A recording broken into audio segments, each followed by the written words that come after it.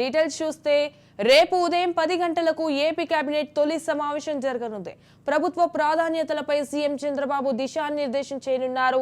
హామీల అమలు, రాజధాని, పోలవరం నిర్మాణాలపై కీలక చర్చ జరగనున్నట్లు తెలుస్తోంది.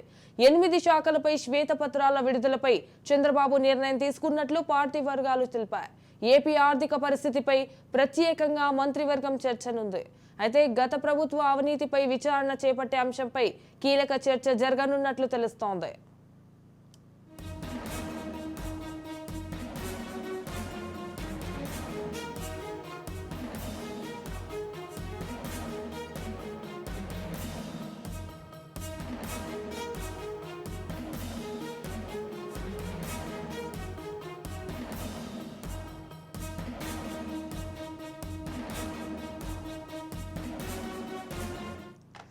ఇటీవల ఏపీ రవాణా శాఖ మంత్రి రాంప్రసాద్ రెడ్డి ఆర్టీసీ బస్సుల్లో మహిళలకు ఉచిత బస్సు ప్రయాణం హామీని నెల రోజుల్లో అమలు చేస్తామని చెప్పారు. 15 రోజుల్లోగా కమిటీని వేసి పొరుగు రాష్ట్రాల్లో అమలవుతున్న విధానంపై అధ్యయనం జరుపుతామన్నారు. అయితే కమిటీ నివేదిక సమర్పించిన అనంతరం నెల రోజుల్లోనే ఉచిత బస్సు ప్రయాణం కల్పిస్తామని అన్నారు. ఇదిలా ఉంటే చంద్రబాబు సీఎంగా బాధ్యతలు స్వీకరించిన అనంతరం 5 కీలక ఫైళ్లు, మెగా డిఎస్సి, అన్న క్యాంటీన్లు, సామాజిక పింఛన్ల పెంపు, ల్యాండ్ టైటిలింగ్ యాక్ట్ రద్దు, నైపుణ్య గణనపై సంతకాలు చేశారు. ఈ సమావేశంలోనే వైసీపీ ప్రభుత్వ హయాంలో జరిగిన అవినీతిపై చర్చించే అవకాశం ఉన్నట్లు తెలుస్తోంది.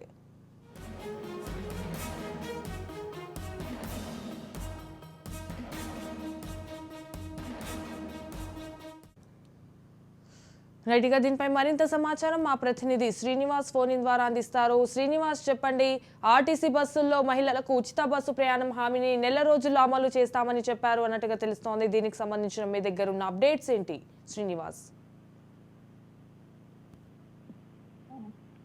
క్యాబినెట్ సమావేశం తర్వాత పూర్తి స్థాయిలో క్యాబినెట్ లో చర్చించాల్సిన అంశాలు ఏవైతే ఉన్నాయో మంత్రి మండలిలో చర్చించిన తర్వాత ఏదైతే సంక్షేమ పథకాలకు సంబంధించినటువంటి హామీలు ఏవైతున్నాయో వాటిని అమలు పరిచే దిశగా అడుగులు వేస్తారని తెలుస్తుంది. ఇప్పటివరకే ఆంధ్రప్రదేశ్ లో సూపర్ 6 పేరుతో మహిళలకు ఏడాదికి 3 గ్యాస్ బండ్లు కావచ్చు, అదేవిధంగా ఉచిత బస్సు ప్రయాణం కావచ్చు, ఏటా 18 ఏళ్ళు నిండినటువంటి ప్రతి మహిళకి 1500 రూపాయలు కావచ్చు, అదేవిధంగా తల్లికి వందనం పేరుతో ఇచ్చేటువంటి పథకం కావచ్చు, ఇవన్నీ కూడా సూపర్ 6 లో ఉన్నాయి. నారీ శక్తి సూపర్ 6 అంటూ కూడా పెద్ద ఎత్తున ప్రచారం చేసినటువంటి నేపథ్యం ఉంది. అయితే ఇవన్నీ అమలు చేయాలంటే మంత్రి మండలిలో రేపొద్దున ఈ కీలక అంశాలపైన సమావేశం జరగనుంది.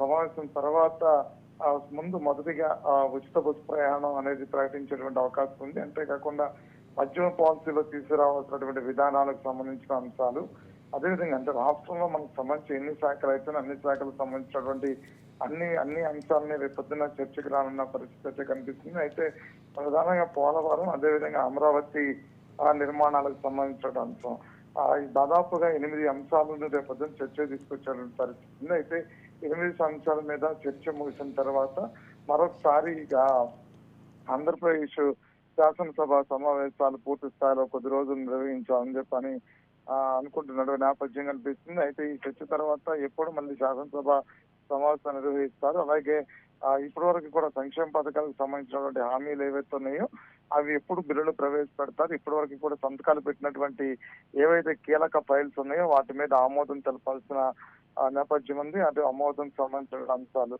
ఇవన్నీ కూడా ఒక్కొక్కటిగా రేపొద్దున మంత్రి మండలిలో చర్చించేటువంటి అవకాశం కూడా కనిపిస్తుంది. Right, thank you for the updates Srinivas.